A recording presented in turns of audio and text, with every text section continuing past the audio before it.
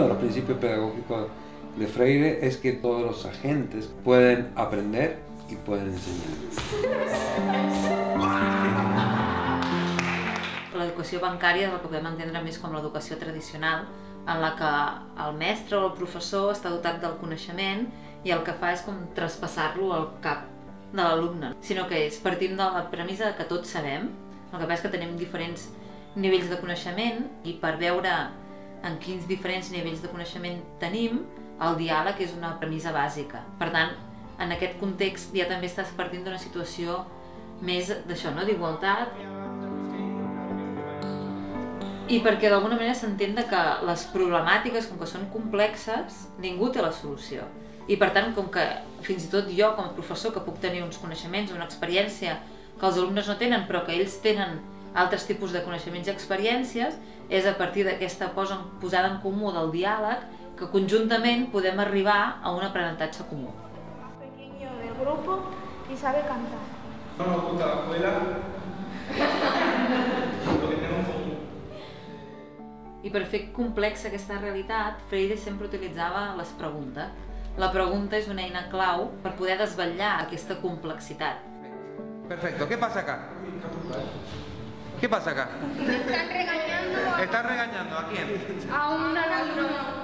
Le está explicando un ejercicio. ¿A ustedes les parece que la enseñanza o la escuela es esto? No. ¿Es una buena imagen de la escuela? ¿No?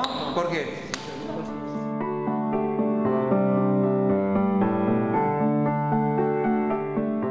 Els mestres no paren de donar respostes a preguntes que no existeixen. És a dir, els alumnes no els hi posen una pregunta, vol dir que l'alumne no té una curiositat, l'alumne no és una cosa que en aquell moment potser necessiti aprendre, i aquí el sentit és al revés. Intentes generar preguntes per poder generar respostes. Però és el procés aquest de generar la curiositat, de que això també implica que les persones són subjectes del procés, són protagonistes del procés i no són només objectes.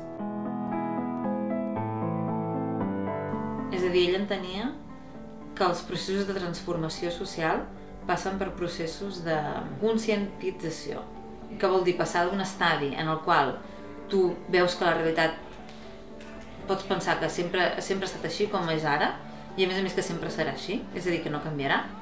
Pots intentar veure que sí pot canviar, però que no depèn de tu, i que a més les solucions són fàcils.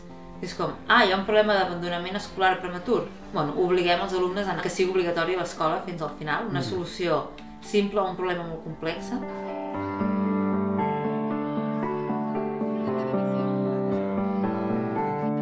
Todos los seres humanos tenemos la posibilidad de conocer, y eso también es fundamental dentro de la metodología de la pedagogía del oprimido.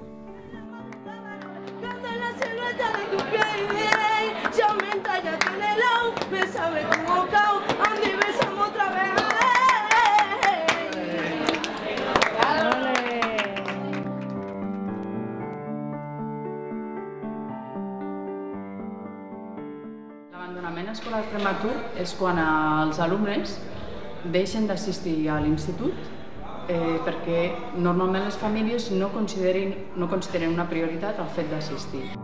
Deixen d'estudiar, de venir a l'escola abans de l'edat que els hi permet la llei.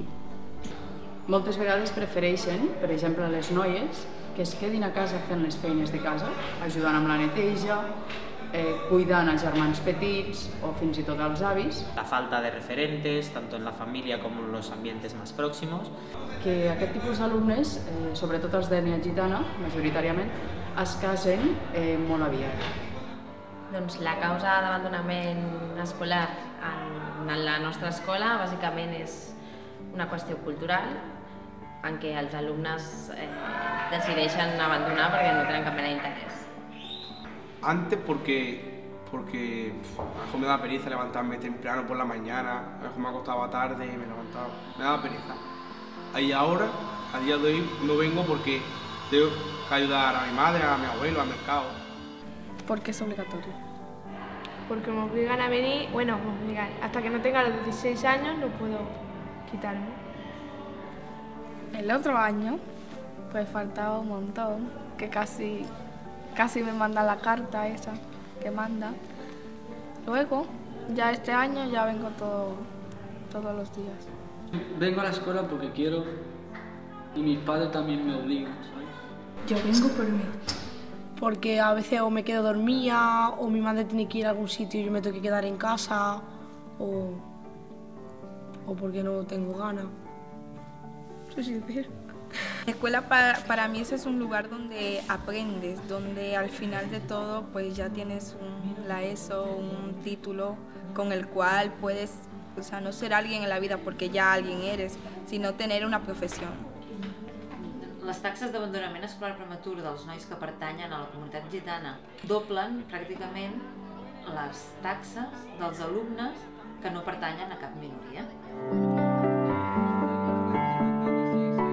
D'alguna manera podríem dir que el sistema educatiu té molt en compte tots els paràmetres de la majoria, dona resposta.